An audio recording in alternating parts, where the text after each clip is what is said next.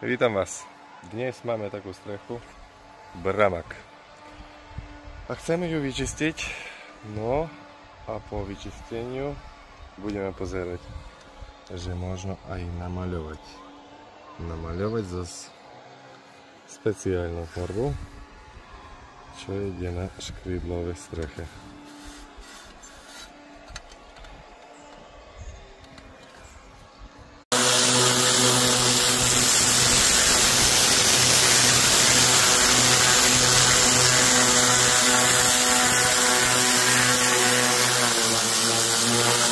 Ak sme strechu vyčistili, tak ešte veľa na nej je špiny. Túto špinu treba spláchnuť, ale aj tak už veľmi dobre vidno, že už skoro na nej není farby. Toto Bramak, ktorému je 20 rokov. No a rozhodli sme si, že budeme ho maľovať. Spláchnuť treba toto s vodou a bude to takto. Farba je originálna škrídlové strechy Bramaky A. Strechu sme poumývali s vápkou, potom opláchnuli všetku špinu dolu a jak vyschla strecha, dávame penetračný natier. To už ide ako farba, ale ona ide prvá vrstva, len potom bude druhá.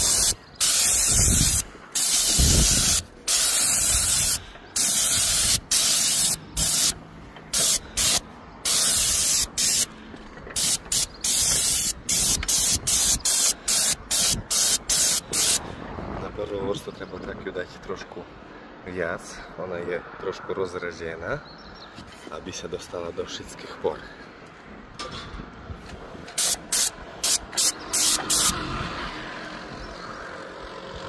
Toto už začína vysypať veľmi rýchlo.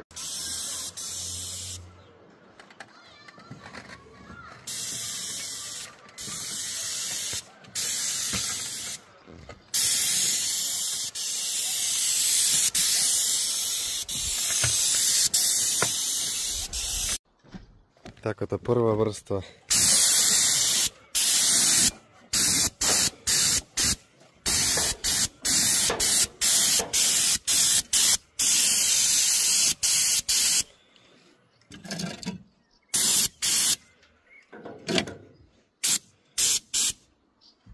Je hotová.